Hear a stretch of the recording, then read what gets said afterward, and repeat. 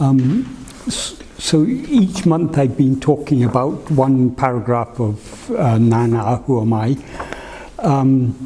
This is a very short paragraph, probably the shortest, but Berwyn gives us a very nice assurance in it. So it's also not only short, but particularly sweet paragraph. It's just 3 sentences. In the first sentence, Berwyn says, kaḍavuḻ-um, guruviṉ-aruḻ, uṇmaiyil, vēṛallar. God and Guru are in truth not different. Berwyn, that's what he says here. In other contexts, he often said, God, Guru, and oneself are not different. And he said oneself there means our real nature are not different. And he explained that when we rise as ego, we are dissatisfied because we're separated from our real nature, which is infinite happiness. So we are always seeking the happiness from which we've seemingly separated ourselves.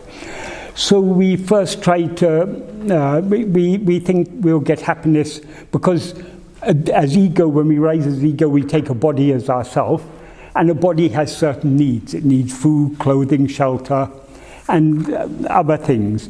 So, and in order to satisfy these needs of the body, we need to accumulate, we need to obtain things from outside. So we naturally have a desire for food, for a warm place to stay, for shelter from the elements, for warm clothes, or whatever clothing is suitable for the climate, and other needs of the body.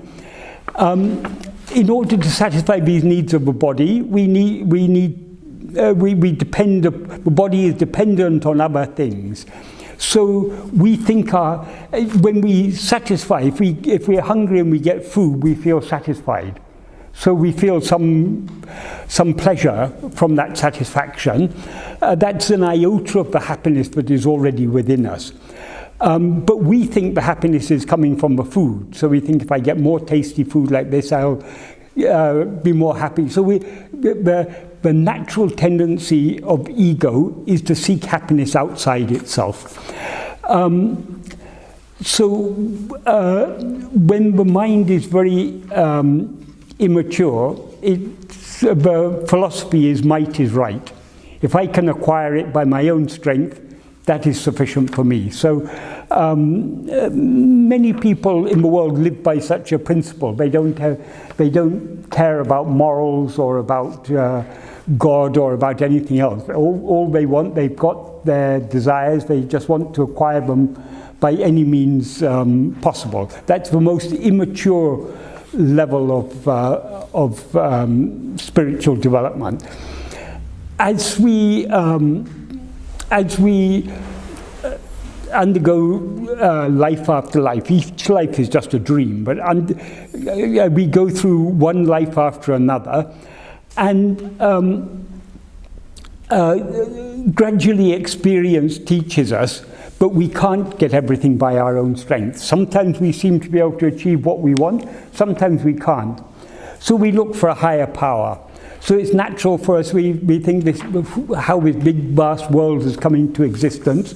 There must be some power that has brought this into existence. So we get this idea about God, some power that is behind, that is responsible for the manifestation of this world. And we think if we pray to God, if we please God in one way or another, whether by our prayers or by our sacrifices or this or that, then God will satisfy our desires. So slowly we come from relying on our own strength to relying on God. But we're still seeking things for ourselves. And for not only for ourselves, for our near and dear ones, our family, our tribe, our nation, our people who are like us, who have the same religion or the same colour skin or whatever. We have a little narrow circle of interest.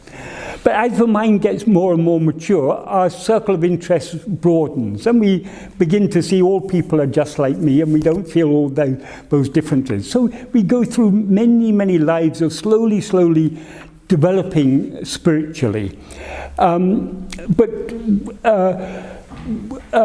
Because of our sense of awareness that we can't achieve all that we want, whether we want it for our selfish reasons or so-called altruistic reasons. I want the whole world to be happy. Therefore, I pray to God. Because for some reason, he created this world he forgot to make everyone happy when he created this world. So he depends upon my prayer to make it happy. So we have this idea that God, we need to tell God what we need, or what would make the world a better place or make our life happier, as if God doesn't know. Anyway, this is the condition of most of us. We think that we have to tell God, or we have to do a sacrifice, or we have to go to the church or to a mosque or to the temple or wherever, and we have to abide by certain, if a religion says you have to do like this, if you behave like that, then God will be pleased with you, and he'll give you the things you want. So God is still a means to an end. But as we progress slowly, we learn from experiences, and we begin to understand that if God is giving me whatever I want, or God, well, obviously God doesn't always give us what we want, but then maybe God knows better than. Sometimes we have experiences, we want something and we don't achieve it, but then later in retrospect we find actually it was much better not to have that thing. So we slowly come to this idea God knows better than we know, and God is always giving us what is good for us. So instead of taking God as a means to an end, we begin to develop love for God for his own sake. We begin to love God. If God is so kind to give us all that we want, and not only all that we want, all that is good for us, even if we don't want it, or and to not give us what we may want, but he knows is not good for us, we slowly come to understand God knows better for us than we know for ourselves. So instead of asking God for material things, we begin to love God for his own sake. And that's when the real bhakti starts, because so long as God is a means to an end, our devotion is not really for God. Our devotion is for the things we think we can get from God. Once we begin to love God for his own sake, rather than what we hope to gain from him, that is true bhakti. That's where the real devotion for God starts. So as that devotion develops, we understand all these things of the world are very trivial. But the great giver, what is all these things are given by God? What is greater, the giver or the gifts? Obviously the giver. So we begin to love God for his own sake, and to want nothing except the love of God, the grace of God. And we want to know more about God, we want to love God more. But we're still taking God to be someone other than ourselves. And Bhagavan says at that stage, God will then appear in human form to tell us the God you're seeking is not outside you, the God is within you. It is your own self. The function of a guru is to turn our mind away from God whom we conceive to be external, or anything external, to turn our mind back within, away from the pleasures of the world and away from the seemingly external God. And the Guru says, God is shining within you as I. God is your own real nature. And then if we follow the path shown by the Guru, we turn our mind within, we dissolve back into the source from which we arose, which is our own real nature. And then we find that the God whom we were worshipping, who later appeared as Guru, finally reveals himself as our own real nature. So that's why Berwyn said God, Guru and self are one and the same thing. Here he doesn't, here he just mentions God and Guru are in truth not different. So though Berwyn seems to us to be a human being, he was born in 1879 in a small town in South India, Tiruchuri, and at the age of 16 he had a fear of death, and that transformed him from the little boy Venkataraman into what we know as Bhagavan, our divine Guru. And he came to Tirumbādō, he gave teachings. We still, in our view, we take, he seems to us to be a person. He's got a story, and we read his story, and we know that he wrote Who Am I and Huludunap and all these things, and the 5 hymns to Aruṇāchala. We know all this story. We still take him to be a human being. But though he appears in this human form, he is not this human form. This is just, Bhagavan used to say, like a tame deer is used to decoy wild deer. The Guru is like a tame deer. Because we take ourselves to be a body, Guru appears as a body in order to attract us to him, in order to tell us, turn within. So what we take to be this, what appeared to us to be a person who lived for 54 years in Tiruvannamalai is actually none other than God himself. There is absolutely no difference between Guru and God. That's not all these would-be Gurus we get. Not only nowadays, from time immemorial there have been would-be Gurus. What Berwyn refers to here is the true Guru, the Guru whose function is to turn us back within. Such a Guru is none other than God, and God is none other than our own real nature. So that's what Bhagavan says in the first sentence, God and Guru are in truth not different. Then in the next sentence he gives us a very great assurance. Puli-vāyil paṭṭadu, evvāṟu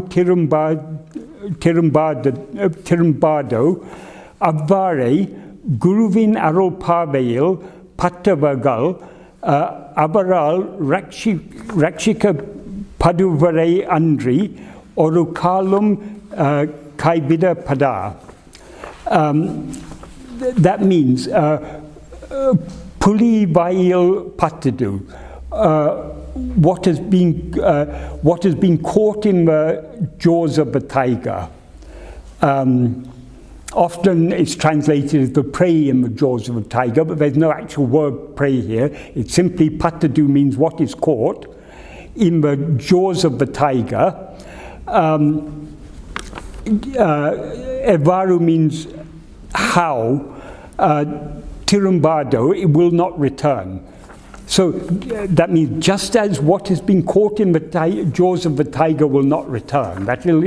Once you're caught in the jaws of the tiger, there's no escaping. You cannot come out again. Avarāl, in such a way, like that. So, guruviṉ-aruḻ-pārvaiyil. That means in the look of the Guru's grace, paṭṭavargaḻ, those who are caught in the look of the Guru's grace, those who have been caught in the look of the Guru's grace, avarāl rakṣikka-p-paḍuvarē, they will certainly be saved by him. Aṉṭṛi means except or but. Or-k-kāl-um, kaiviḍa-p-paḍār. Or-k-kāl means even once, ever, they will never be forsaken by him. Aṉṭṛi, there's no exact equivalent for aṉṭṛi in English. To express it as we would in English, we would say we would put it the other way around and use but. Those who have been caught in the look or glance of the Guru's grace will never be forsaken, but will surely be saved by him. So that is a great assurance. Once we've some people interpret this, the look of only those people who were fortunate to see Berwyn in his lifetime and be seen by him, what Berwyn is referring to here. That is not the case. Guru is not the physical form. Berwyn says in the first sentence, Guru and God are not different. So Guru is not, I mean, this physical form is Guru, but he is so much more than that. So this body died in 1950, but Berwyn hasn't died. Berwyn is the ever-living reality. So, and his look of grace is no less available now than it was available then. That means those who have been, how we can interpret this, what he means by those who've been caught in the look of his grace, those who've been attracted to him, those who've been drawn to his path. They will never be forsaken, but will certainly be saved by him. So Berwyn has given us that assurance. This is a very, very great assurance, but he doesn't stop with that. He gives a caution. eṉiṉum. eṉiṉum means however or nevertheless. eṉiṉum guru kāṭṭiya vaṛi-p-paḍi tavaṛādu naḍakka vēṇḍum. Nevertheless, it is necessary to walk unfailingly in accordance with the path that Guru has shown. Bhagavan hasn't come just for us to worship him. Bhagavan has come to show us a path. And he will certainly save us, but in order for him to save us, there's a small price we have to pay. We have to be ready to surrender our ego. Surrendering our ego is following the path he has shown. And how do we surrender our ego? In the next paragraph we'll talk about next month, in the very first sentence, he explains what is giving oneself to God. That is being firmly established in oneself, that is being atmanishtan, one who is atmanishtaparan, one who is firmly established in oneself, giving not even the slightest room to the rising of any thought other than atmachintana. Atmachintana literally means thought of oneself, but it means self-attentiveness. So not giving the slightest room to the rising of any thought except self-attentiveness, that is giving oneself to God. That alone is giving oneself to God. That is, we can, on the path of devotion, we try to give ourselves to God, but we don't know how to give ourselves, so we try to give up all our likes and dislikes to abide by God's will. Thy will be done. As Berwyn says in Patikam, in the second verse, I think, Ninishtam eṇiṣṭam, your will is my will. That itself is happiness for me. So we don't want to have we don't want anything to be according to our will. We want it to be according to God's will. That's, so long as we're on the path of dualistic devotion, that's for as far as we can go in surrendering, trying to give up all our likes, dislikes, desires, attachments, all these things. We can, to some extent, we can surrender these things. But so long as we remain an ego, a separate entity, we cannot be completely free of desires, of likes, dislikes, and all these things. So we cannot surrender our will completely to God without surrendering the root of the will. What is the root of the will? It is the ego whose will it is. So we have to surrender. It's not just a matter of surrendering our will to God, it is self-surrender, atma samapanam. Atma there doesn't mean our real self, it means this ego self, this, what we now seem to be. Obviously what we actually are, we can never give up. But we can surrender what we now seem to be. which is this ego who now says, I am this person, I am Michael, or I am whoever. So this ego is what has to be given up. In order to give up this ego, we need to understand, in order to understand the means, we need to understand the nature of the ego. The nature of the ego, as Berwyn explained, ego rises by, well, in how he expresses it in verse 25 of Uludnaptu, Uru-patri-undam, grasping form, it rises, it comes into existence. Uru-patri-nikum, grasping form, it stands. Uru-patri-undu mika-ongum, grasping and feeding on forms, it flourishes. It flourishes abundantly. Uru-vittu uru-patram, leaving one form, it grasps another form. Tedinal otum pidicum, if sought, it takes flight. Uruvatra hande, this formless phantom ego. So this is the nature of ego. What Berwyn refers to as grasping form, what is the first form we grasp?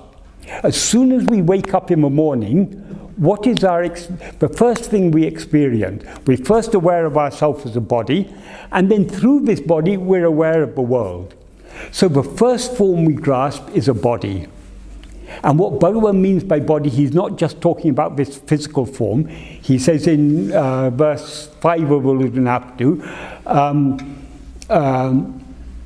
Udal pancha kosa uru. The body is a form composed of 5 sheaths. The 5 sheaths means this physical form, but we never experience a dead body as I. It's always a living body. So it's the physical body is the annamaya kosha, the sheath composed of food. Then there's the life, but it's animating this body. That's a pranamaya kosha.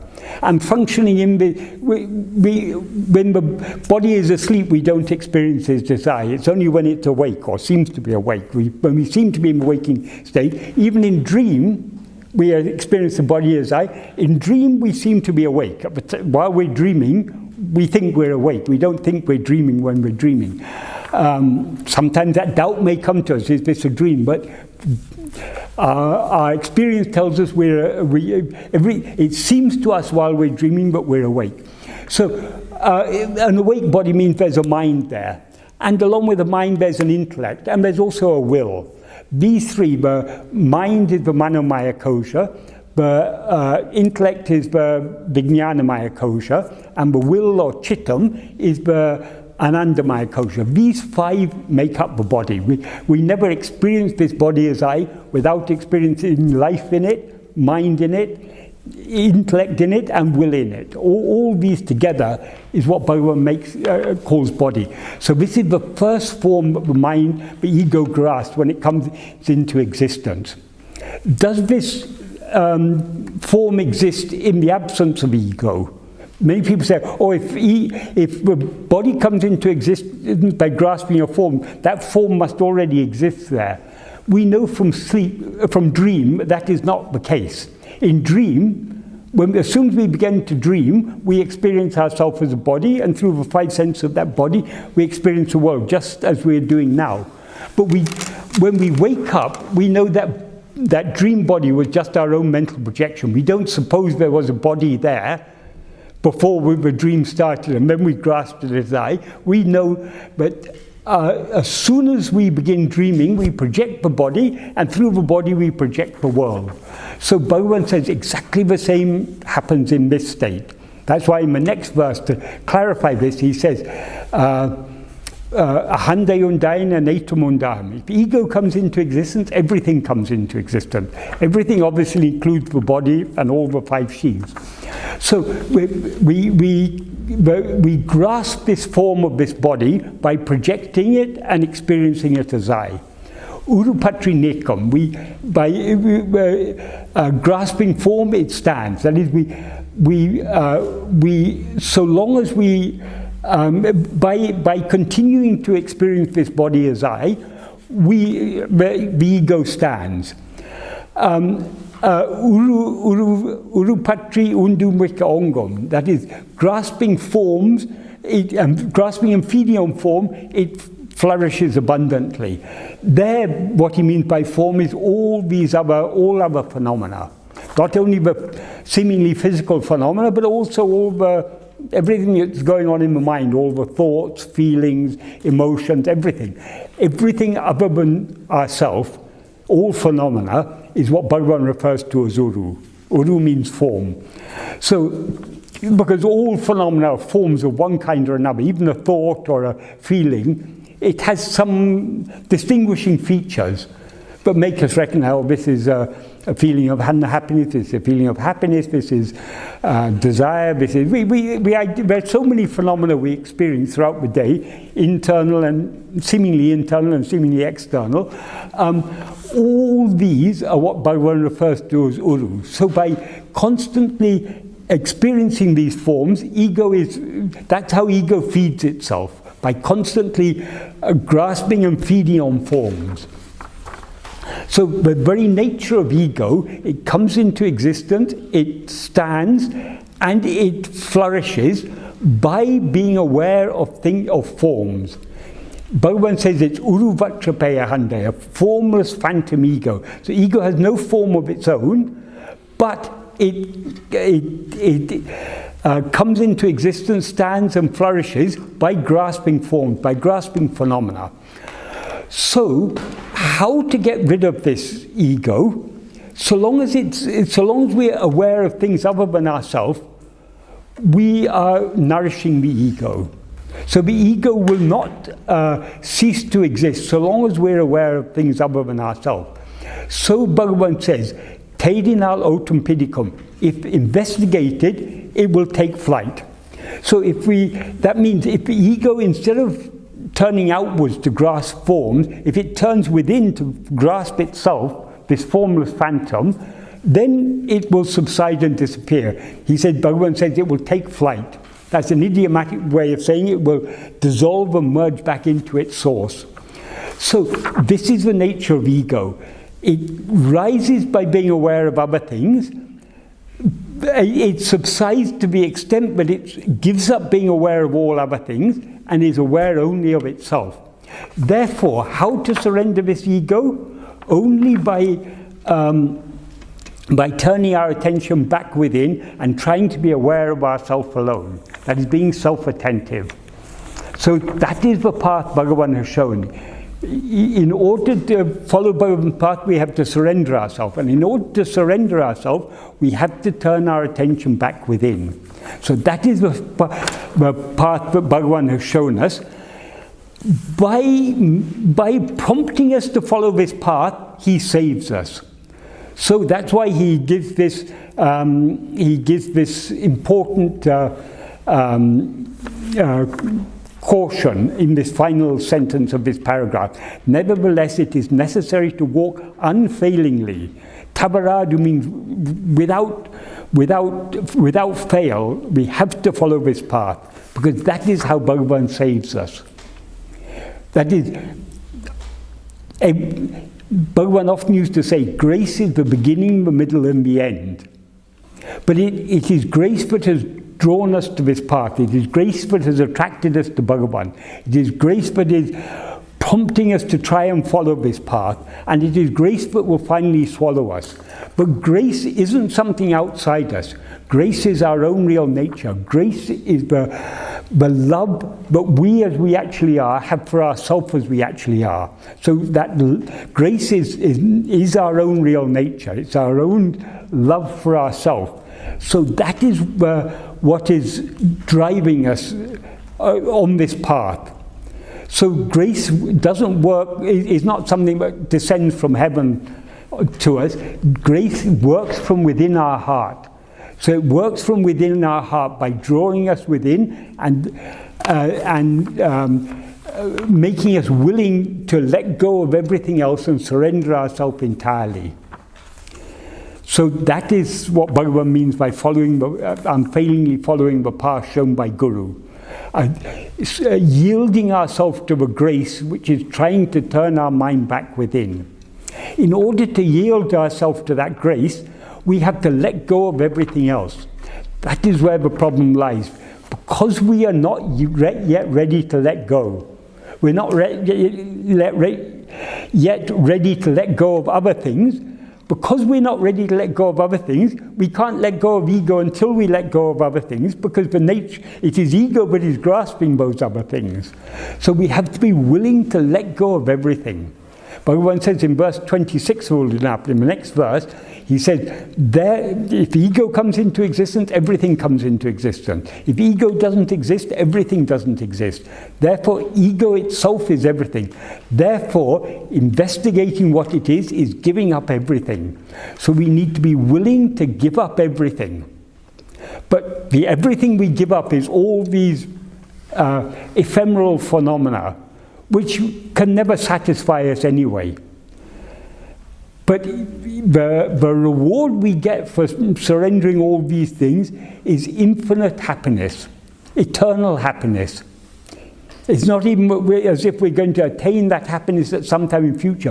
When we attain that happiness, we will find that we have always been that. We have never been separated from that.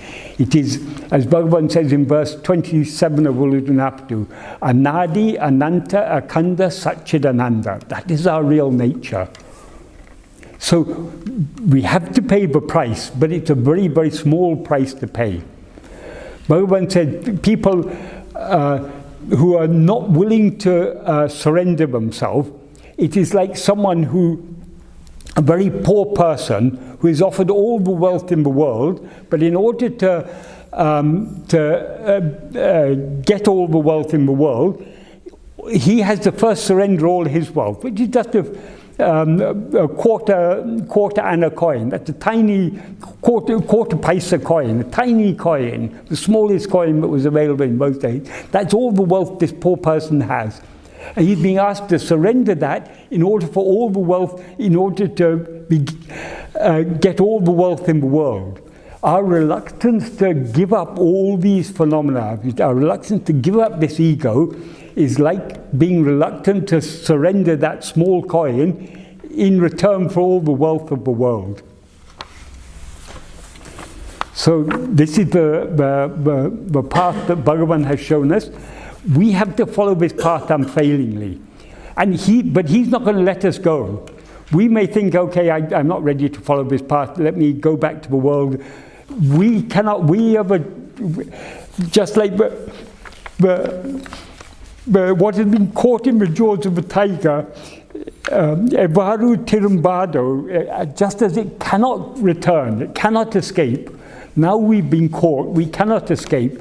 But once you're caught in the jaws of a tiger, you know you cannot escape. If you struggle, it's going to be very painful. Best thing is to yield yourself to the tiger, let it swallow you quickly. Bhagavan is ready to swallow us here and now. But why he's not swallowing us? Because we're still struggling. Because he will never kill us until we're ready to be killed. Until we are ready to give himself to us, he will not finish us off. So we have to be willing to yield to him. Then he will finish us off quickly and painlessly.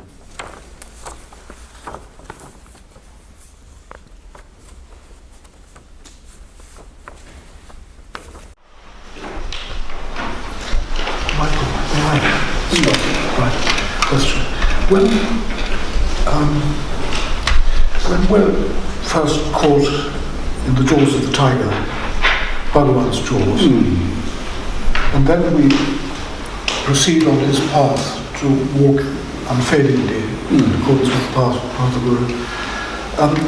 In that path, one of the things that we do is to meditate in the way that Berwyn taught us. I mean, that seems to be one of the main things. Yes. To kind of focus on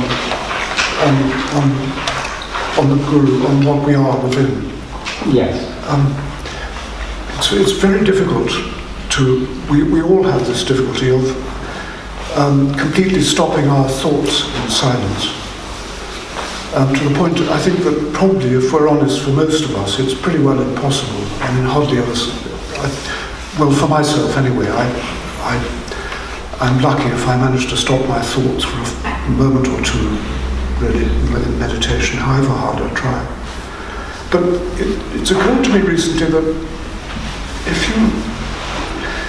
given that that is the case, nevertheless, if one continues in that kind of silent vibration, just being as quiet as one can and doing one's very best to stop thought, something happens. Your mind sort of begins to dissolve, I think, and we begin to be sort of absorbed into Bhagavan. Okay, can I ask you a question? Yes. Where did Bhagavan ever say that we should stop thoughts? I don't know, maybe he didn't. As far as I'm aware, Bhagavan never asked us to stop thoughts. Right. In the 6th paragraph of Who Am I, he says, what does it matter however many thoughts come? Good, well that's a relief. Yeah. To whom do those thoughts come? Well, yes, I'm sure we will keep asking that question. It's not just asking the question. We can go on asking the question. The question itself is another thought. That's not, asking the question is not the point. Investigating to whom that is turning our attention away from the thoughts, back towards ourselves, the one who is thinking the thought, the one who is aware of the thoughts, the one to whom the thoughts occur. So long as we are concerned about thoughts, our attention are on them. So trying to stop thoughts, Berwyn said it's like going to a doctor and the doctor tells you this medicine will cure you, but you must drink it without thinking of a monkey. Every time you want to drink the medicine, what did the doctor tell me? Oh, I mustn't think of a monkey. You can never take the medicine because every time the thought of a monkey is going to come. So trying to stop thoughts is a futile activity according to Bhagavan. And it's also, that's not our aim. Our aim isn't to stop thoughts. Our aim is to know who we are. Why thoughts arise? What is the root of all thoughts? The first thought, I. It's I who am thinking these thoughts. I who am aware of these thoughts. So it's that thought I. By thought I, Bhagavan means that false awareness, I am Alistair, I am Michael. That is ego. That is the root of all thoughts. Our aim is not just to get rid of thoughts, our aim is to get rid of the root of thoughts, which is ego. And the nature of ego, it thrives by attending to things other than itself. It dissolves and merges back into its source by attending to itself. So forget about thoughts. Thoughts don't, as Berwyn said, what's the matter however many thoughts come? If one vigilantly investigates to whom they have come, the mind will return to its source and the thought that has arisen will subside. Because how thoughts are there, if we don't attend to them, can there be any thoughts? According to Bhagavan, nothing exists independent of our perception of it. Even this world, Bhagavan says, the world doesn't exist. The world exists because we see it. It's our projection. In dream, why a dream seems to exist? Because we are aware of it. Why we're aware of it? It's our own projection. Bhagavan says this is also a dream. So no phenomena exists independent of our perception of it.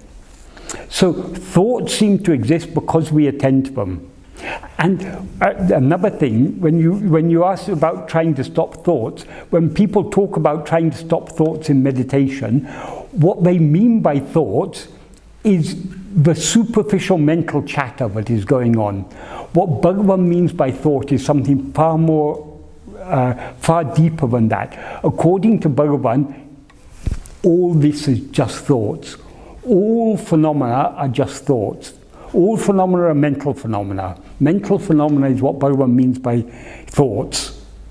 And the root of all, the first thought, the root of all other thoughts, is the ego who is aware of all these phenomena. So that it's the ego we have to be concerned about. The ego seems to exist. The ego doesn't actually exist. But it seems to exist so long as we're looking elsewhere. If we look at it, there's no such thing to be found. But there's no use in looking at the world and say, oh, ego doesn't exist, so I can go and live a happy life. Like a lot of these neo-Advaitin gurus say now, oh, you don't have to worry about ego, ego doesn't exist. No, ego doesn't exist, but it seems to exist, and it's dancing and doing all its mischief so long as we're aware of anything other than ourselves. So in order to experience the non-existence of ego, we have to turn within. But actually we can never experience the non-existence of ego, because ego seems to exist only in its own view. When ego turns within, and when it withdraws its attention completely from all other things, as Berwyn says in verse 16 of Upadeshundya, Veli videyangale vittu, giving up external phenomena. Vishaya means phenomena. Giving up external phenomena. And what he means by external is not just all these things outside the body. According to Bhagavan, everything other than ourselves is external. So, in other words, giving up all phenomena, the mind knowing its own form of light, that is real knowledge. That is true awareness. So we have to give up everything, but how to give up all phenomena? That means giving up attending to them. Every night we give up attending to them when we fall asleep. So if you want to stop thoughts, go to sleep. That's a very effective way of stopping thoughts. We are able to do that effortlessly. At the end of a tiring day, there's nothing we want more than just to fall asleep. When we fall asleep, we give up all thoughts. But that doesn't solve our problems, does it? Because after recharging our batteries, we jump back with full enthusiasm the next morning, ready to do another days of mischief. So merely being free of thoughts is not the solution.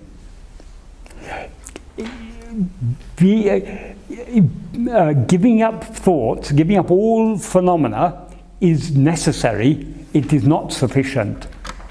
In order to experience what we really are, we not only have to give up being aware of all other things, we have to be keenly aware of ourselves. We have to be keenly self-attentive. That's what Bhagavan calls manam tanoli uru ordale, the mind knowing its own form, or the mind knowing or investigating its own form of light. Its own form of light means its true awareness, our real nature.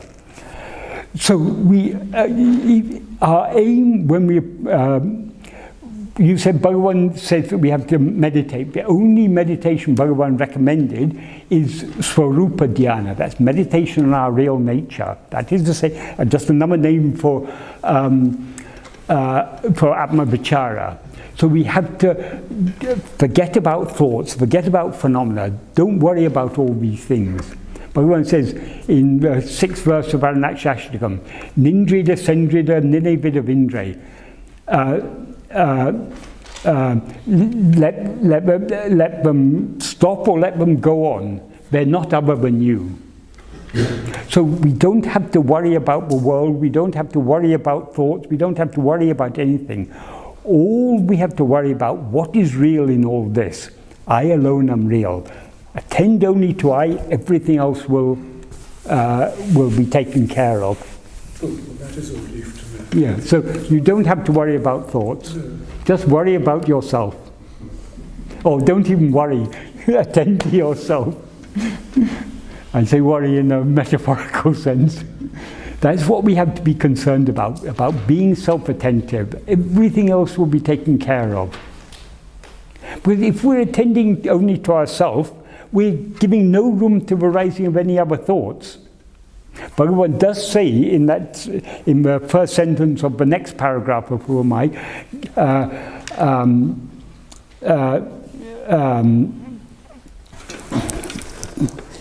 Anma Chintane Tavira, Vera Chintane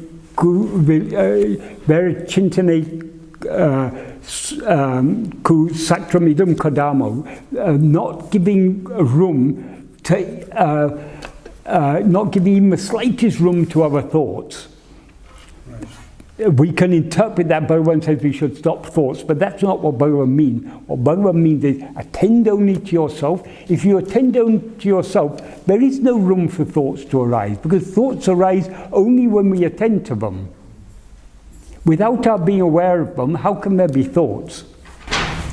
So it's a state of kind of being constantly mindful of oneself. Yeah. Throughout everything. Yeah. Nowadays, mindfulness is very popular, this vipassana meditation. But mindfulness means nothing but attentiveness.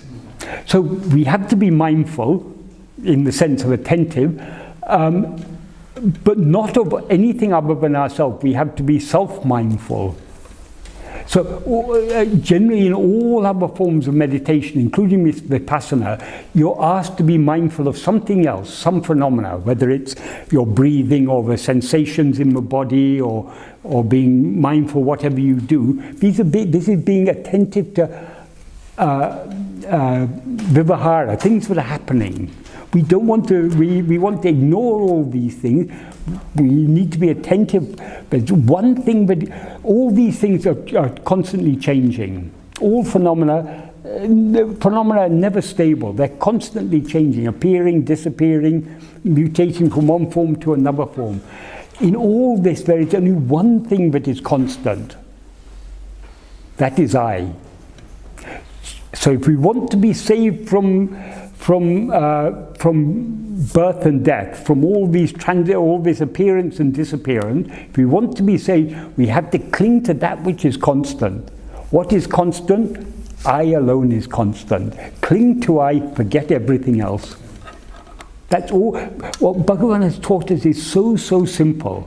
Simple in the sense it's very simple to understand. It's also very simple to put it into practice. Why we all feel, but when you say it's simple, but we find it so difficult. Why we find it so difficult? Because we're not willing to let go of everything else. We're not willing to pay that quarter paisa coin for all the wealth Bhagavan is offering us. The widow's mite. Yes. I've had my share. Yeah. I was going to ask you, in that context, what about beautiful things? Say the beauty of nature, beautiful mountain, beautiful sunset, beautiful creatures. Okay, when we talk of beauty, is everything beautiful? Obviously not. Where beauty has a meaning only in contrast to ugliness. If there's beauty, there will also be ugliness. This is a pair of opposites. Nevertheless, some things are beautiful. Yes, things that give us pleasure, we call beautiful. Things that we don't give us pleasure, we don't find beautiful, do we? So, beauty is in the eye of the beholder. It's what is beautiful for one person will not be beautiful for another person. So it's all subjective. It's our likes and dislikes that determine what is beautiful or what is ugly. But you wouldn't use that argument. Say you would be very careful about using that argument if I came and said, well, I feel like killing this animal. You would try and persuade me as a good vegan, yes, not to do such a thing because it's because not beautiful. Because when we're looking outwards, the pairs of opposites, all good and bad, pleasure and pain, right and wrong, all these things, they all seem to be real so long as we're looking outwards. Why I would ask you not to kill the animal, because I wouldn't want you to kill me. And that animal is no different to me, and I wouldn't want you to kill yourself. If we see that the animal is actually no different to us, just like we don't want to die, we don't want to suffer pain, the animal doesn't want to either. The animal has as much right to life and to a pain-free life as we have. Because every living being, whatever it is, whether it's got 4 legs or 2 wings or 2 legs or whatever it is, we're all animals. I mean, so long as we take ourselves to be a body, we're an animal. And as an animal, we care for self-preservation. We want to preserve this body as long as we can, and we want to live in comfort. We don't want pain and all these things. So when we are so concerned about our own comfort, our own continued existence, we should be equally concerned about others. All this duality, life and death, pain and pleasure, all these things, it's all true so long as we're looking outwards, or it all seems true so long as we're looking outwards. So all these, so long as we're looking outwards, yes, there's right and wrong, there's good and evil, all these dualities are there. The problem is, why look outwards? So long as you look outwards, yes, there's right and wrong, good and bad, pleasure, pain, life, death, knowledge, ignorance.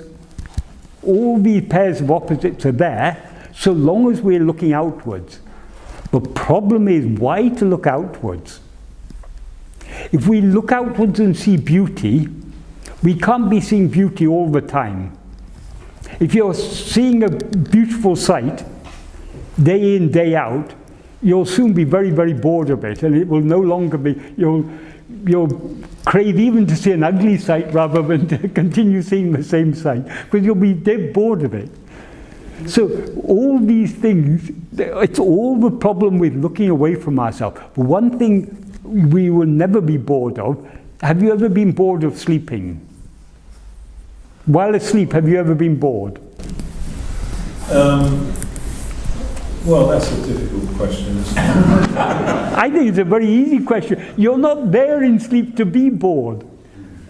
So get rid of yourself now, and then you'll be in a state of perpetual unboredom. Michael, can I interject something? Yeah. I think there's more to Barry's question than you might have taken. The type of beauty you're describing is, of course, caught in the opposites. There's no beauty without its opposite. But there's another beauty which is outside opposites. And that's an inner beauty. I mean, for example, it's said that God is love, truth, and beauty. I think that an inner beauty, a spiritual beauty, if you like, is one of the things that guides us towards the truth. Often, things which are beautiful are also true and God. Yes. Okay, but to see that inner beauty, we first have to see a lot of ugly things. When we look inside, first of all the devils come out, and then only we find God. so long, but even that is not we're not truly looking within. So long as we're aware of so long as we're aware of all these devils, our attention is still. Devils means our own desires and everything. We are still looking away from ourselves. If we look back towards we look at ourself alone, then there's no duality. Awareness of anything other than ourself is duality, because there's the subject and there's the object. Only self-awareness is the state of non-duality. Sorry, I can't quite accept this. I think in the ordinary world that we live in, from day to day, in our ordinary activities, given that we can't actually focus all the time on our inner selves, we have to accept such guidance as God gives us in all sorts of hints and in all kinds of ways. And one of those powerful hints is beauty. Things that are beautiful aren't always good. For example, take beautiful architecture. There's so many beautiful buildings in this world.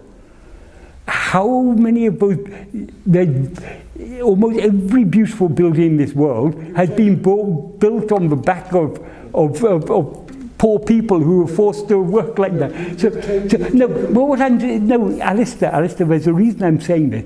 So long as you say we're in the ordinary world. In the ordinary world, there is duality. There is justice, there's injustice, there's right, there's wrong, there's good, there's bad, there's beauty, there's ugliness, all these things. And they're mixed together. Out of beautiful things are created out of exploiting people. So in the same thing that is beautiful, you can also say it's got a dark side to it. This is the nature of phenomena. That's why Berwyn talks about, in verse 9 of Berwyn talks about dyads and triads. There's no argument. What you're saying is perfectly true. But you first of all hit upon an unfortunate example, a building, which is a man-made structure. Real beauty is found in nature, which is pure God. So you don't... to be honest, we don't find beauty only in nature. And what is even man-made things are part of nature. We are part of nature. So if you're talking about, these are all arbitrary, natural, unnatural, natural, artificial. Even the artificial things are produced by what? By an animal called a human being, who is a part of nature. So the thing is, when we look away from ourselves, when we talk about phenomena, we are entering a dark forest of dyads and triads. Dyads means pairs of opposites. Triads mean three factors of objective knowledge: the knower, the known, and the knowing. So long as we're looking outwards, we cannot get away from these things. And Bhagavan says all these exist by clinging to one. That one is the ego. If you investigate what that one is, that one will disappear, dyads and triads will disappear along with it. I think you're too stuck in thought. We're making all this into a kind of intellectual exercise, which it isn't. We're just talking about the simple thing of beauty that we find in everyday existence. But the thing is, when we're talking about beauty outside, it is not a simple thing. If you also have discernment. What is the greatest beauty? The greatest beauty is simplicity. What is the perfect simplicity is the state of pure self-awareness. That's one of the states. No, that is the only state of absolute simplicity. Because in any state other than pure self-awareness, you've got two things. You've got a knower and you've got the known. Perceiver and the perceived. Subject and object. So long as you've got subject and object, all the troubles start. Bhagavan's path is a radical path. Even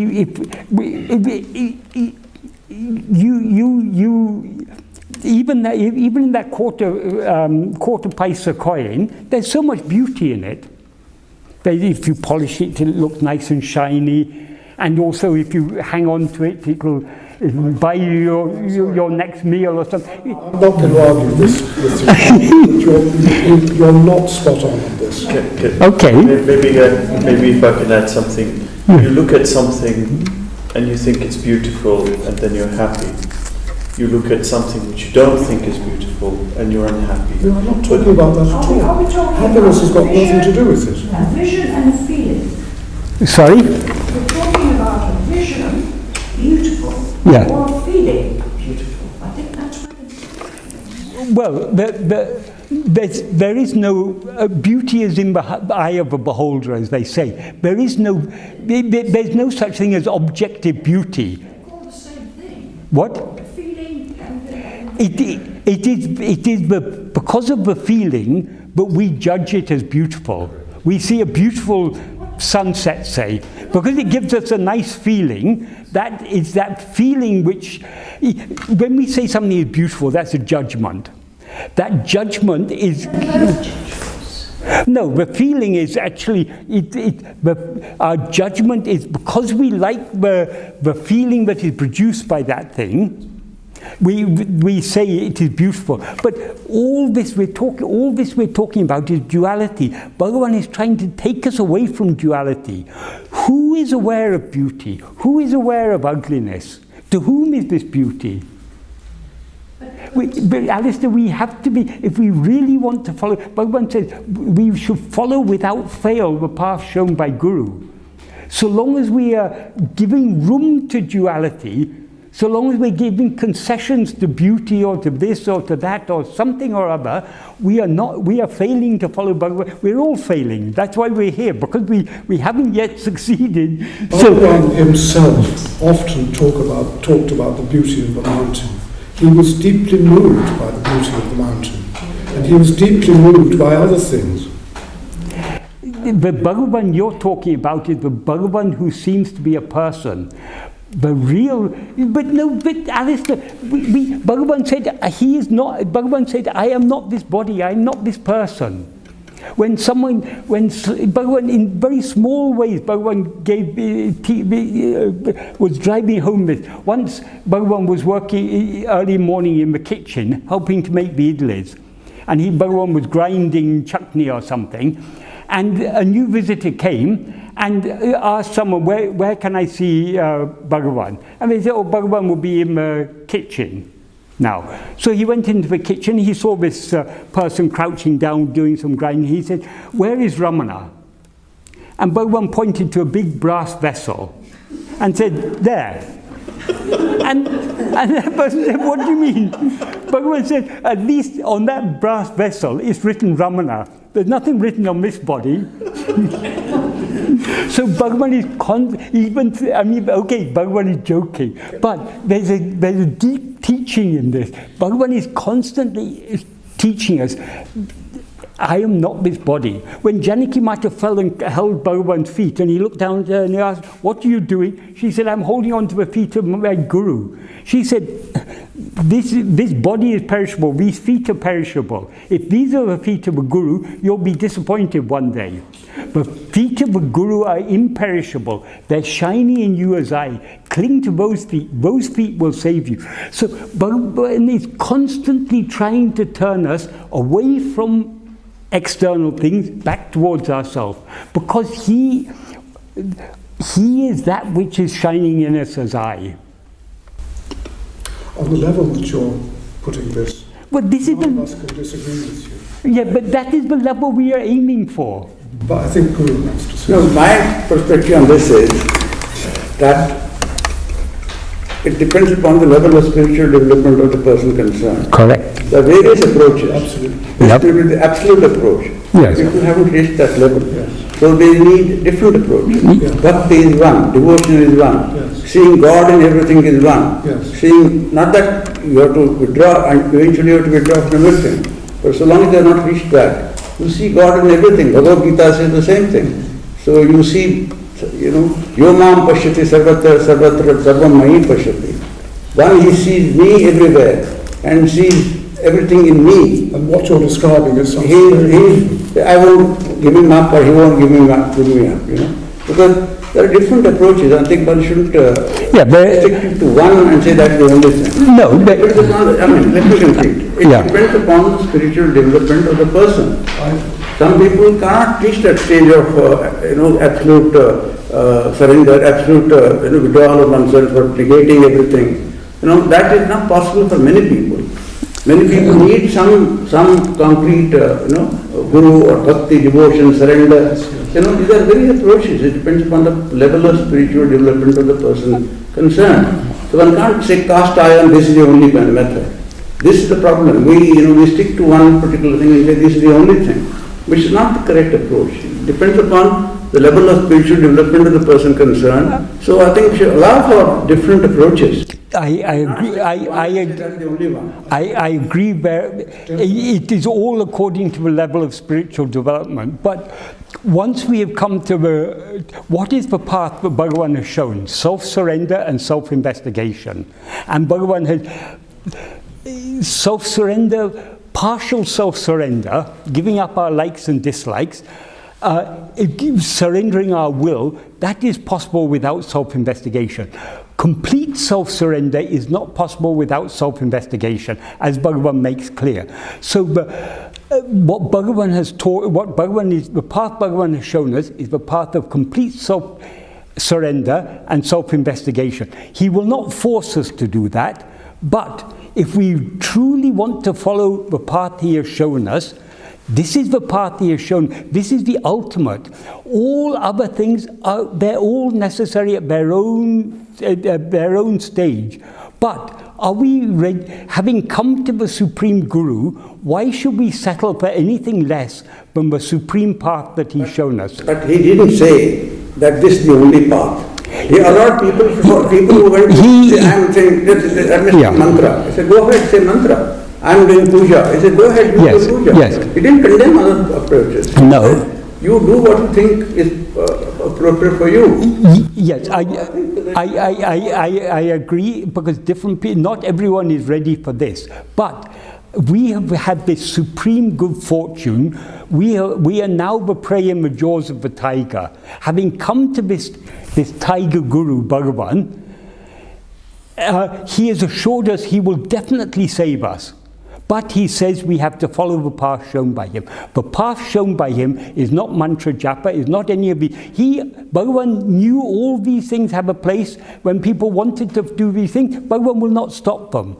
But the path that Bhagavan has shown us is Atma Vichara and Atma Samapanam, which ultimately are one and the same thing. That is the ultimate. All these other paths, they all have their own place in our spiritual development. But the ultimate, what is our ultimate goal, is to be free of ego. That is the goal that Bhagavan has taught us. Arunachala mena ahameinine pava ahate vēṛallar Arunachala. The very first verse of Aksharam, like Bhagavan says, what is Arunachala? It will root out the ego of those who meditate on it. So the very purpose of Arunachala is rooting out the ego. The very purpose of Bhagavan is rooting out the ego.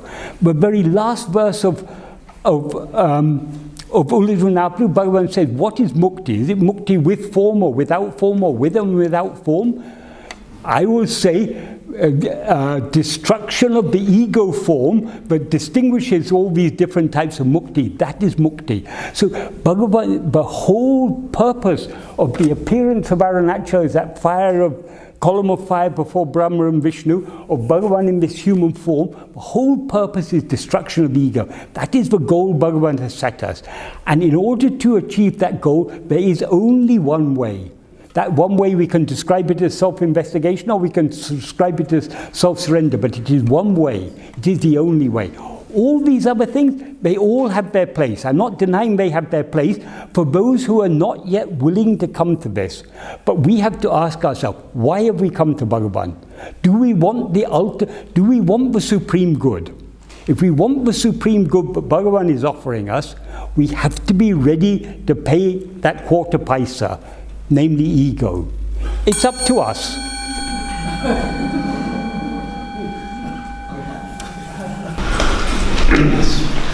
Michael, you say, or Bhagavan said, that there's only one thing we need to do, which is to look within, look to the divine nature, or whatever you call it.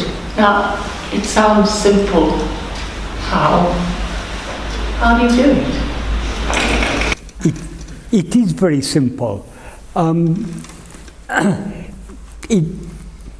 It's simple in two senses. Firstly, it's simple in that the simplest of all things is the state of perfect oneness.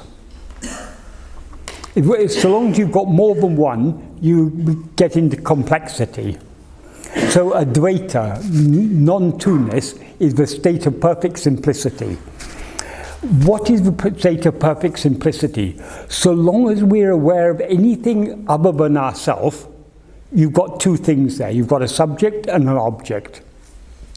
So you're already in the realm of complexity. If you want absolute simplicity, the state of absolute simplicity is only the state of pure self-awareness. Within the state of pure self-awareness, there's not one self knowing another self, being aware of another self. It's we ourselves are aware of ourselves. It's only one self is aware of itself. And since the nature of that one self is pure awareness, its awareness of itself is itself itself. So the state of pure self-awareness is alone the state of perfect oneness, which is the state of absolute simplicity. You can't get simpler than oneness. In that sense, it's simple. Simple can also mean easy. According to Berwyn, it is the easiest of all things. It seems to us to be difficult because we are not yet willing to let go. If we were willing to let go of everything else, knowing ourselves would be very easy.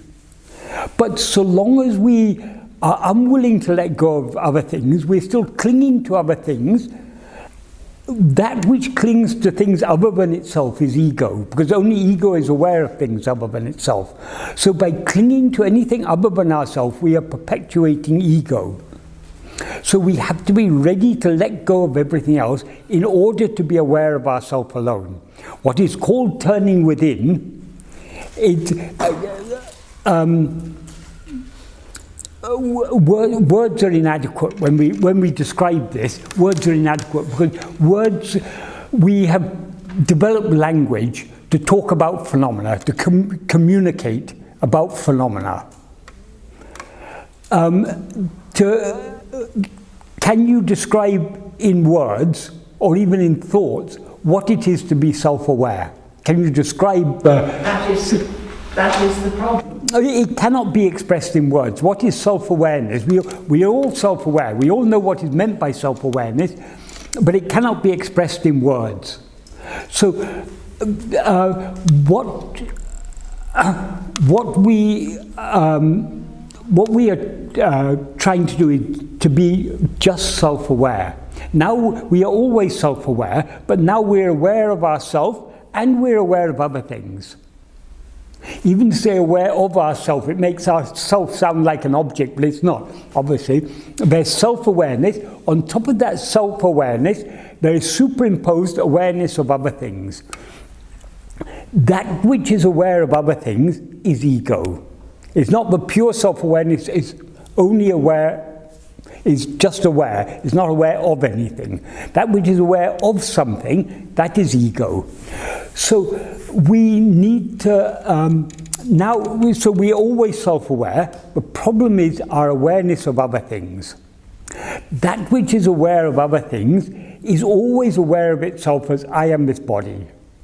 That is ego. So that is the problem. We're trying to get rid of this ego, free ourselves from this ego, and to remain just as the pure self-awareness that we actually are. As I say, the nature of pure self-awareness is just to be aware, not to be aware of anything. So long as we're aware of anything, we are ego. In order to dissolve this ego back into its source, we need to be aware of ourself alone. As I say, ourself is not an object, so being aware of ourself alone means just being aware. So, though we are always self-aware, because of our interest in other things, we take more interest in other things than in our own self-awareness. We can, oh no, everyone's interested in themselves, we say, but what we mean by themselves in that context is the person that we seem to be. Of all the people in this world, the person I'm most concerned about is Michael, because I experience myself as Michael. So if Michael is hungry, it affects me directly. If someone else is hungry, I may not even notice it. But if Michael is hungry, I can't avoid noticing it. So but Michael is not myself. So when I say we are interested in other things, my interest in Michael is my interest in something other than myself, because Michael is not what I actually am. So because of our interest in things other than ourselves, that's other than the pure self-awareness that we actually are, though we are always self-aware, we are negligently self-aware. Our self-awareness is there in the background, but we're not much concerned about it. When you go to a cinema to watch a film, you don't go to look at the screen, do you? You go to look at what's projected on the screen. Because what's projected on the screen is going to be a very interesting movie, or you may like it, you may dislike it, but it's for all that activity that seems to be taking place on the screen. That's why you go to a cinema. If there was no film shown, you wouldn't go and sit for 2 hours just looking at the screen. That would seem to be very uninteresting. In the same way, we have the same disregard for our self-awareness. Because there's so many interesting things out here happening in the world. There's so many politics going on. There's Brexit, there's what Donald Trump is doing, there's all this news in the newspaper, all these terrible things happening. There's war here, and there's stabbings here. Sorry, yeah. Those things are general phenomena, but things like one's family. Exactly, I'm just going to come to that. Even if we're not interested in all this politics, all these things that are going around, we're interested in our immediate life. Yes. We have our own interests. There are books we like reading, there's our family, there's those we care about. All these things are very interesting for us. Because of our interest in all these things, we attend to these things and we overlook ourselves. So long as we care about or are concerned about anything other than ourselves, we are not ready to let go of those things. So that is why, in order, Bhagavan says in the 11th paragraph of Nāṉ Ār, in order to dive within and get retrieve the pearl of Atma, that means our own real nature, in order to experience that, we need to tie the stone of vairagya to our waist in order to sink deep. Vairagya means the lack of desire for other things. Earlier in the same paragraph, he defines vairagya as not attending to anything other than ourselves. That is vairagya. So we must be unconcerned about all other things. You may say, oh, it's very heartless to be unconcerned about my family. And if we really trusted Bhagavan, it is not, because we care about our family, but does not Bhagavan care about them much more than we do? Bhagavan cares, to tell you the truth, Bhagavan cares more about us than we care about ourselves. Because when we care about ourselves, I think I care a lot about myself, but what am I caring about Michael? About my real nature, I'm less concerned. I'm more concerned about Michael than I am about my real nature. That is the problem. Well, what you're saying is that if you manage to access your real self, that the things in life that you should and want to do, you know, compassion for friends, love for family, etc., will turn out all right anyway? It will, yeah. Even if you don't, whatever is destined to happen is going to happen. We are so much concerned about our friends, our family, all these things. But one day they're going to die. However much we're concerned about them, however much we do for them, we know that either they're going to die first or we're going to die first, but we're going to be separated from them sooner or later. I mean, it may sound harsh to say so, but this is a fact of life. But that's very egotistical. No, it's not egotistical. I'm not saying we shouldn't be concerned about others. What I'm saying is, what is to happen to each one of us, it's already destined. If we're destined to have a disease, or if we're destined to have an accident, these things are going to happen. However much we may care about ourselves, however much others may care about us, what is to happen is going to happen. It seems to us very bad. If someone gets ill, gets a terminal illness, we think that's very bad. Why Bhagavan allows that to happen? Is not Bhagavan more loving, more caring than we are? Because we measure things only in terms of this bodily life.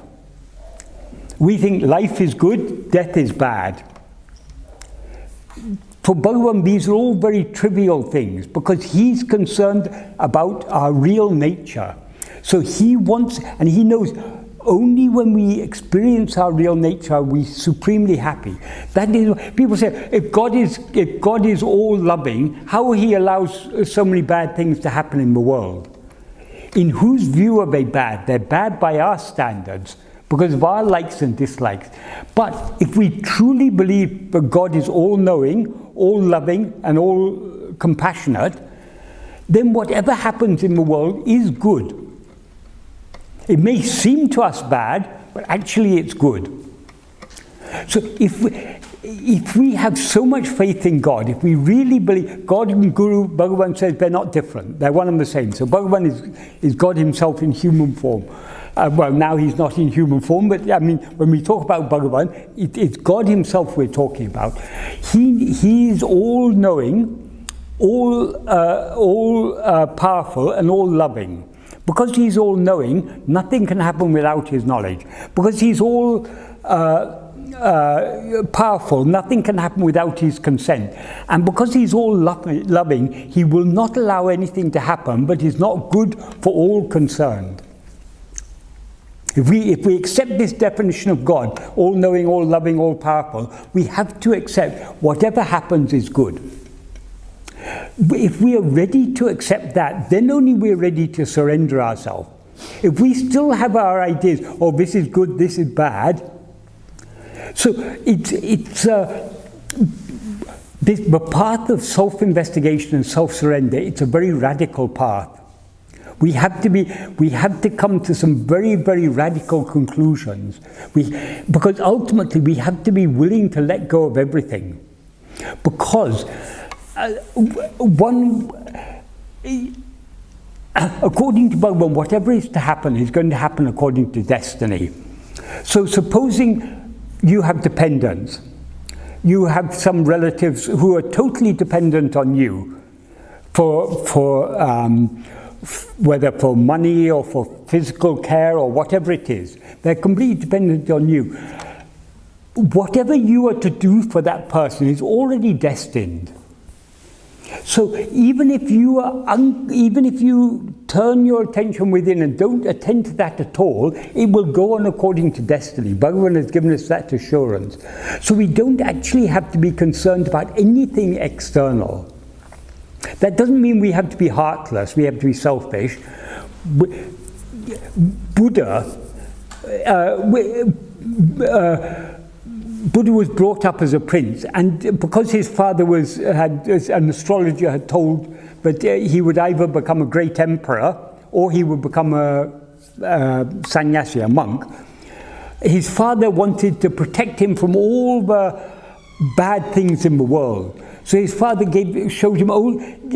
protected him so he didn't see any of the unpleasant things. But one day as a young man, he went out on his own into the world, and he saw sick people, he saw old people, he saw dying people, and he understood, all this is what this life is all about. One day we're all going to get sick, one day we're all going to become old, one day we're all going to die.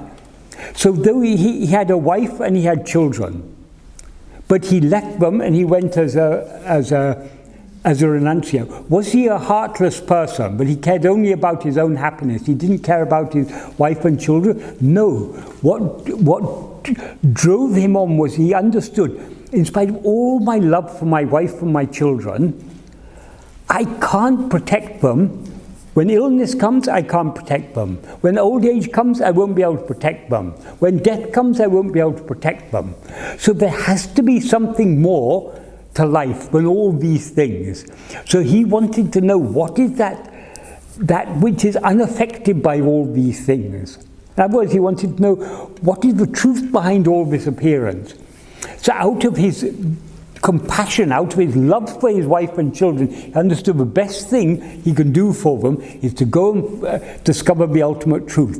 By remaining at home and being a king and giving them all that they want, he's not really solving the problems, because sooner or later they're going to get sick, or they're going to grow old, or they're going to, definitely they're going to die, whatever be the outcome. So we have to be very realistic about these things. So what is the best good we can do for all our loved ones?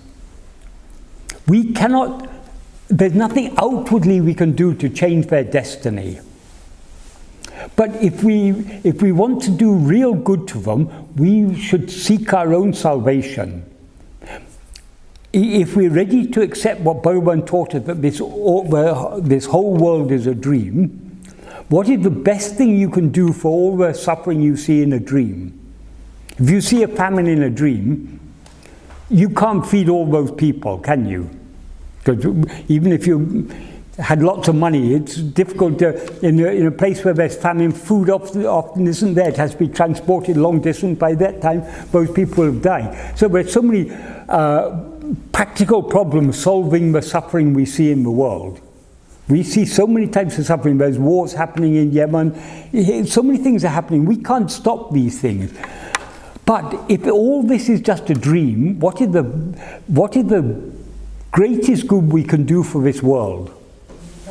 Wake up, exactly.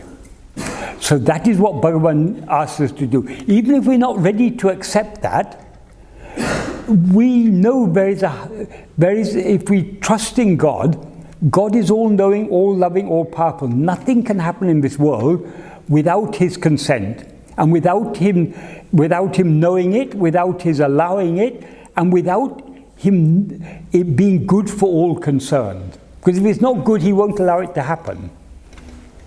So, whether we choose to believe what Berwyn said, but this is all a dream, or whether we choose to believe what he said, but God is all-knowing, all-powerful, compassionate, He's given us two choices. We can take this or that. In either case, we need not be concerned about the best good we can do for the world is by surrendering ourselves, by giving ourselves to God. And we can give ourselves to God only by turning within. If we don't have this sort of conviction, then it's going to be very, very difficult for us to look within. Because we'll be thinking all these things, my family depends on me, this depends on me, that depends on me, who's going to pay the bills, who's going to do this, who's going to do that. Our mind will constantly be going outwards. Only if we are ready to accept all this is just a dream, or all this is happening according to Berwyn's will, He knows what is best for everyone. Only with the conviction in either or both of these, ultimately we can accept both because they're both perfectly compatible. The point is, we need not be concerned about anything. The only thing we need to be concerned about, all problems, what is the root of all problems? It is ego. Even if we accept that Berwyn has taught us, actually there's only one ego. In a dream, there's only one person seeing the dream. There's only one perceiver. But even if we're not ready to accept that, if we think there's so many egos in this world, what is the cause of all the problems in the world? Okay, there are natural disasters and everything, but most of the problems are not caused by natural disasters. Why there's famine in the world? There's enough food in the world to feed everyone. Why there's wars in the world?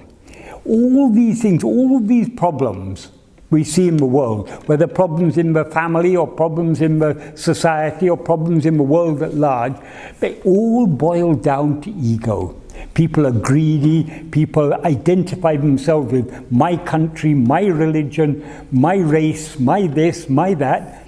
And all this identity politics come in, and all these problems come in. All these problems, they all boil down to the root of all problems is ego.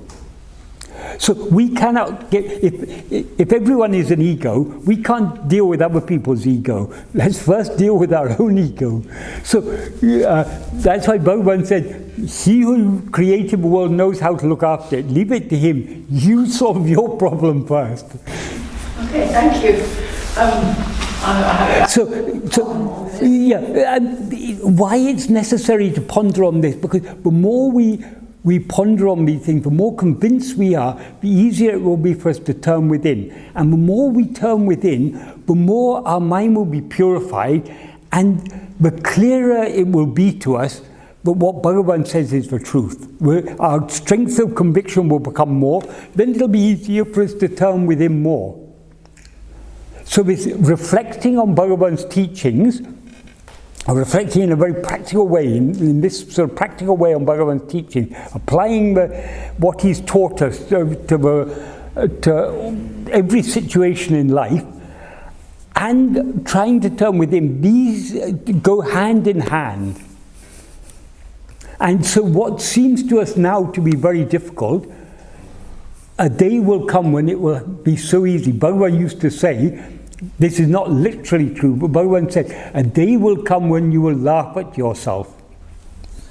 Actually, there'll be no one remaining to laugh there, but metaphorically speaking, he said, a day will come, it is so easy. What we are trying to achieve, it seems to be difficult only because we're not yet ready to let go. And we're not yet ready to let go because we think all these depend on me. Could I just jump in with a point? You began by talking about your family sort of being a legitimate part of yourself, or something that you couldn't help worrying about. And caring for. And caring for. Just to go to, I think, I'm not sure if Bhagavan said this, but somebody said that all relationships in life are only temporary. All relationships, every single relationship in life is only temporary. So you can't worry too much about Bhagavan, when he was asked about this, he didn't. He said that, or at least my interpretation of it was, it doesn't mean you leave your family. You are still with your family, and Krishna said the same thing. Yeah. You have the responsibilities, but still you have the responsibility with the family, but you should also turn within. What Berwyn answered was determined not so much by the question as by the questioner. To different people he answered in different ways. So, for example, many people said, oh Bhagavan, should I renounce the world? Should I renounce my family in order? He said it's not necessary. But there were some people, like Murughana, who renounced everything and came to him. Bhagavan never objected. So it's according to what is appropriate to that person. Murughana was married. He didn't have children, but he had a wife. When he came to Bhagavan, she was, till the end of her life, she was always complaining. Oh, Murughana has left me, Murughana has left me. When she came to Bhagavan and she complained to Bhagavan that he's left me, Bhagavan said, if you run away to a place where he's run away, to where else will he run? Bhagavan assured her, if you stay here, all your needs will be taken care of. I don't know if there's anyone else Bhagavan said so explicitly, like he said to Murughana's wife. But she wasn't satisfied. Till the end she was going here, there, going to all her relatives and all Murughana's relatives and all well-wishers, and she would be constantly complaining about him. But that was her level of maturity. But Murughana, he renounced and he came to Bhagavan because he fully trusted in Bhagavan. Bhagavan is taking care of me, will take care of her also. And it's true, Bhagavan did take care of her. She was always provided for. In fact, one of the main reasons people provided for her was because people had so much respect for Murughana. People always giving her money and they invite her to stay, and she never had suffered. She need not have suffered. She suffered because of her own mind. So what Bhagavan says to different people, to people depends upon what is appropriate for that person at that time. But it is true, as you say, if it's our destiny to live a married life and to have family and all these things, we cannot leave it anyway. When people ask Bhagavan, oh Bhagavan, should I renounce? And Bhagavan said, no, it's not necessary. But then why you renounce? Bhagavan said it was my destiny. The very fact that you asked this question, if it was your destiny, you wouldn't ask the question, you would just go and renounce. But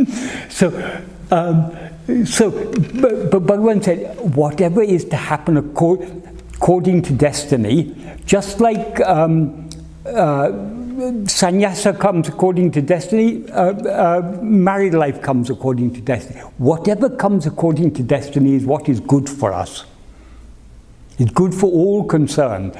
So if we happen to be, have a family life, have family responsibilities and everything, that is not at all an obstacle. What is an obstacle is not our family, but the attachment we have to them. Correct. So if inwardly we have Berwyn, when Berwyn was asked to select some verses from Yoga Vasishtha, the verses he selected, the message of those verses, there are 10 verses in all. Berwyn translated, I think 6 of them he translated into 3 verses in Tamil. The other 4 had already been translated into, there's a Tamil work, Jnana Vasishtha, which is a translation of a Laghu Yoga Vasishtha. So it included 4 of them, but didn't compare. So those 10 verses, the message in all those verses is, knowing all that is to be known, play your part in the world, O hero. So that is, but whatever is our destiny, we will do those things. If we are destined to be a banker, or to be a professor, or to be a builder, or to be plumber, or whatever it is, that will happen according to destiny. But whatever be our destiny, that is concerned with the outward life. Inwardly, we can be detached and we can turn within. So, but Berwyn, as I say, Berwyn will say what is appropriate to each person.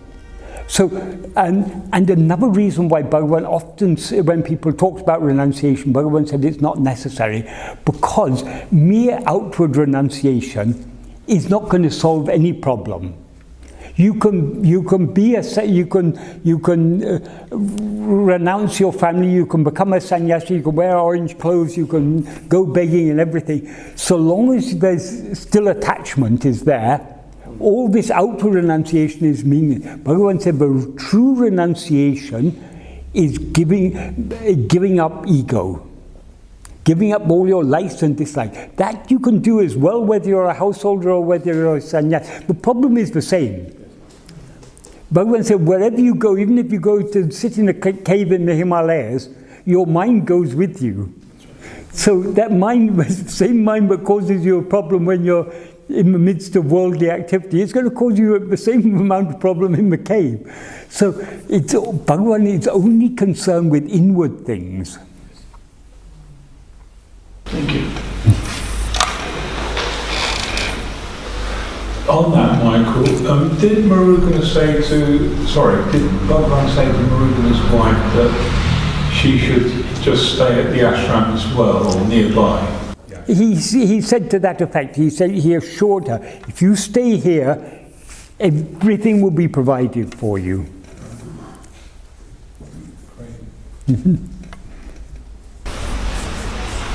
So, Michael really after Michael, because he's the doorway to this dream.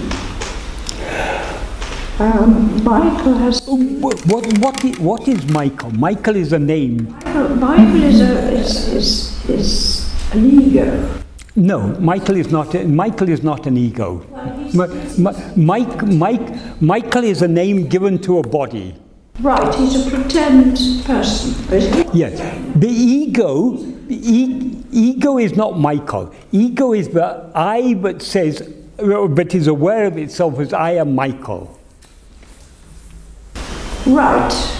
So it is the form that's created, yes, that allows that aspect to have access to this dream. Yes. Well, Michael is himself part of the dream. Yeah. I mean, the name doesn't matter. The person we experience as ourself is itself part of a dream. When we dream, we are part of the dream. We experience ourselves as a person who is part of that dream world. So it's all one projection. Obviously, we have to project a body in order to see a world, because we see the world through the 5 senses of a body. So, Doorway yes, to the dream. yes, exactly, exactly. But who is looking through that doorway? The whole dream is looking at through that doorway. No, who is? No, the dream is what is looked at. The whole being is looking. No, only ego is looking. The dream appears only in the view of ego. The dreamer is the ego. The one who says, I am Michael or I am Mary, that is ego.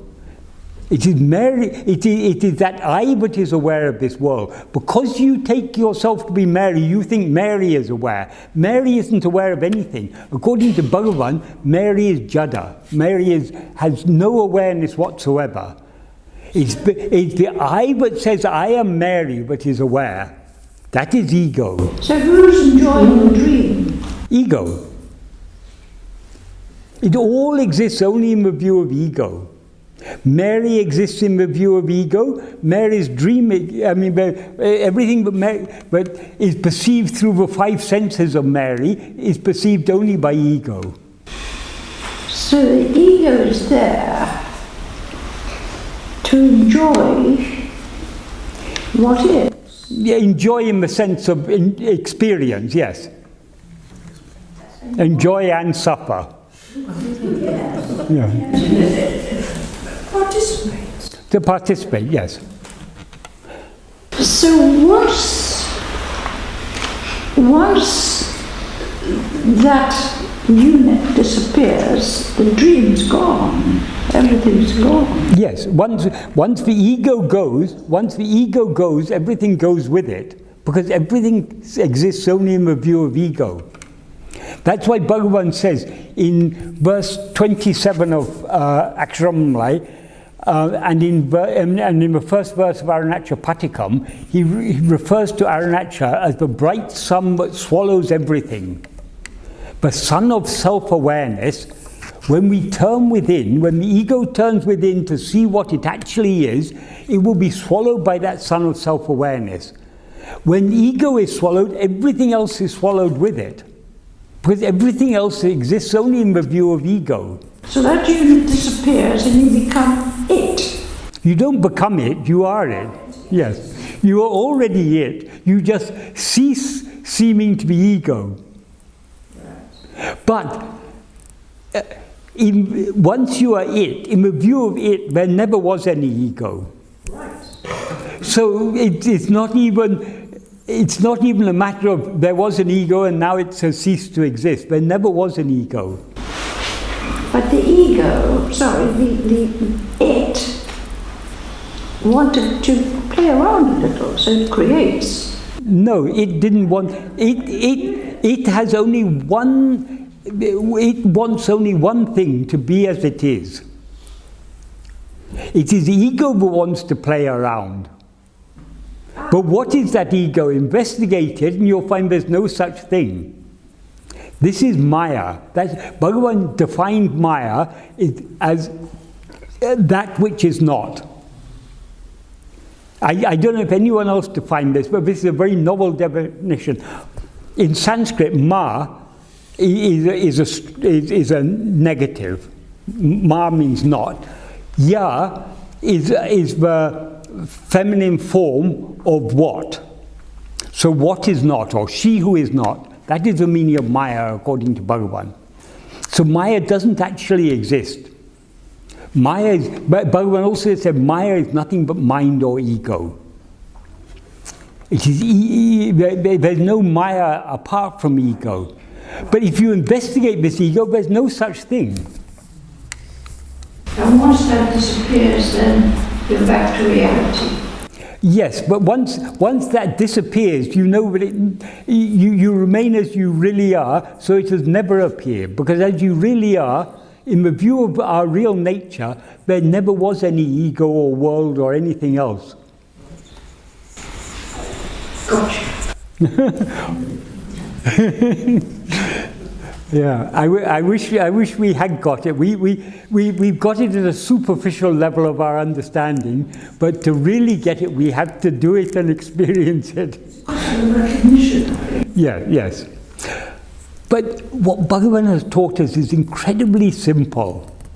It's just a matter of, first we have to be ready to accept it, and then we have to apply it in practice. What Bhagavan has taught us is ego seems to exist so long as it's aware of other things. So in order to free ourselves from this ego, we have to turn our attention back towards ourselves.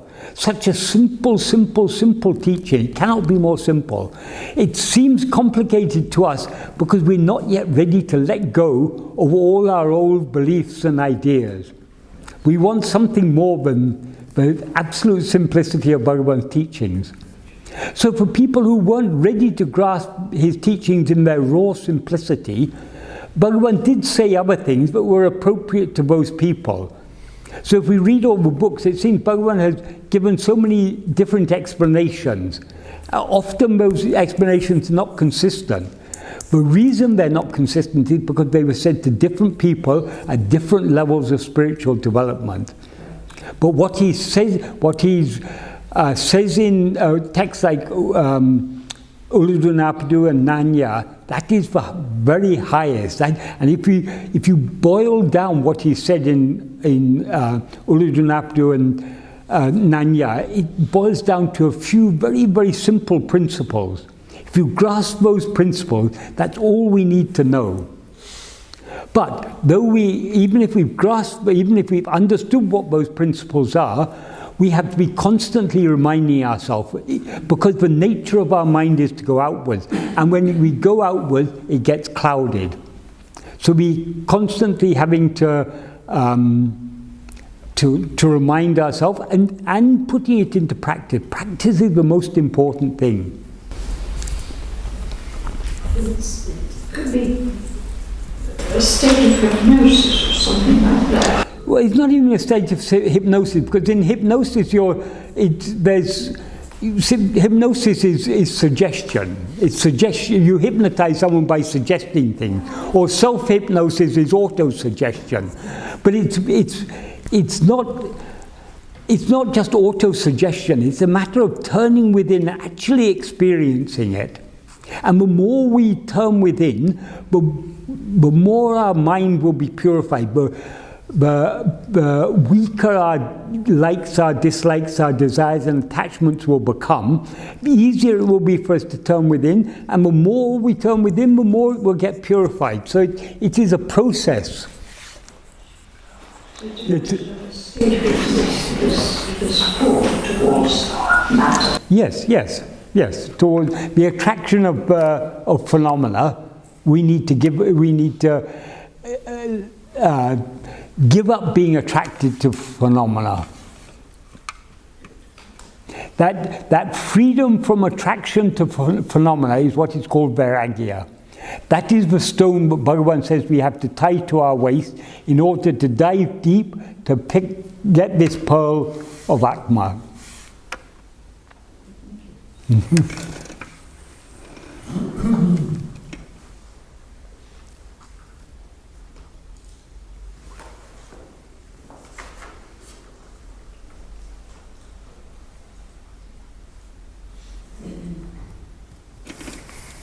Yeah. Is keeping a relatively silent environment quite important?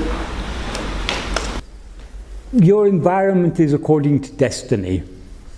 If you're destined to be in a quiet environment, you'll be in a quiet environment. If you're destined to be in a noisy environment, you'll be in a noisy environment. These are all external things. The reason Bhagavan said everything is according to destiny is to make us understand that we need not be concerned about these things. But But silence cannot be found outside. Silence can only be found in the very depth of our own heart. So long as we are disturbed by outside noise, we are still concerned about things other than ourselves. We don't have the vairagya that is required to go within, to enjoy the silence within. What are the perfect conditions for your spiritual sadhana are the condition in which Berwyn has placed you now. And if your circumstances change after some years, that is, what your circumstances are at that time will be what is most favorable for you at that time. So our destiny, our prarabdha, is tailor-made for us. Bhagavan knows what is the most favorable circumstances, the most favorable experiences for us in order to help us in this path of turning within. So we don't have to be concerned about anything external. It will all go on as it's meant to go on. Our only concern should be turning within. Thinking about vasanas and how they interfere with the process of self-inquiry. What are vasanas? Vasanas are our own likes, dislikes, desires. Vasanas are not something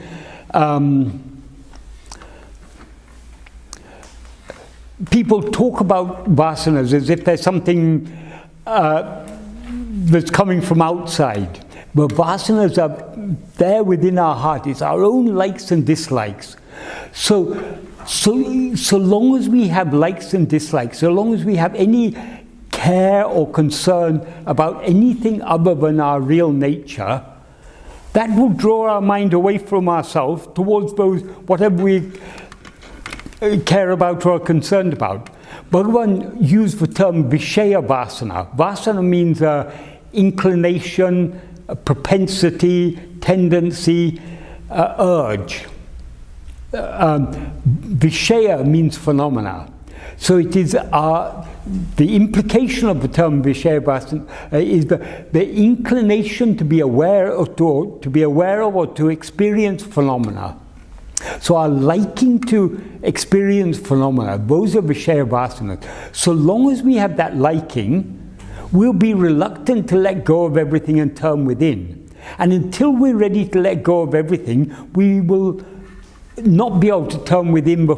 We need to turn, metaphorically speaking, we need to turn 180 degrees. We're now facing out towards the world. We need to turn our back on, we're turning out towards the world, so metaphorically speaking, we're turning our back on our real nature. We need to turn our back on the world and face ourselves, our real nature. So we need to turn 180 degrees.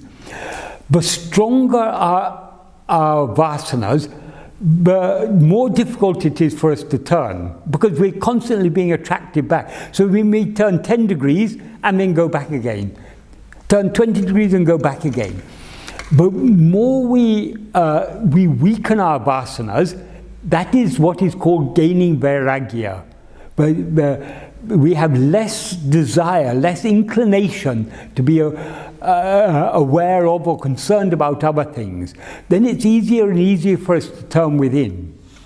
A point will come when we turn 180 degrees, and then the one who is concerned about everything else will be dissolved then and there, forever. And how does one distinguish between what is vasana and what is like, I'm thirsty, I need some water, or I just need some food? All our desires are like, vasanas are like seeds. But desire is the manifestation of that seed. The desire that we're aware of. So if you have thirst, yes, that is because of a vasana. It is because you don't like to be thirsty, so you would like to have some water, you want to drink something. So it's all Vishaya Vasanas. But obviously the point is we're not going to try, we cannot get rid of vasanas by giving up one vasana at a time. You cannot say, okay, in future whenever I get thirsty I'm not going to drink water, I'm going to give up the desire for water. That's not going to solve your problem.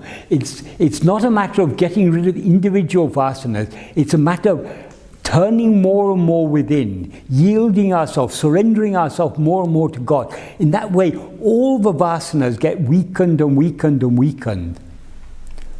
It doesn't mean that when we get thirsty, we won't want to drink. If you get thirsty, drink. That's not a big problem. That's not going to bind you to the ego. Ultimately, the vasanas will remain, albeit in a weakened form, until their root, the ego, is destroyed. So we cannot destroy all vasanas. Some vasanas may be more harmful in that they drag our mind out more forcibly. Those vasanas, we should try to avoid feeding those vasanas. But vasanas like the liking to drink water or the liking to eat food, we don't have to we don't have to be too concerned about that. If we always like to have very, very tasty food or to eat too much food, that is not good for us. So we need to try to curb such desires. But we don't have to give up the desire for food altogether. That's just not practical. But so long as there's ego, there will be desire for food, clothing, water, all these things. We need to weaken the desires in order to get rid of their root. Once we get rid of their root, then all the vasanas will go along with their root, the ego. So that is our aim. Oh, no.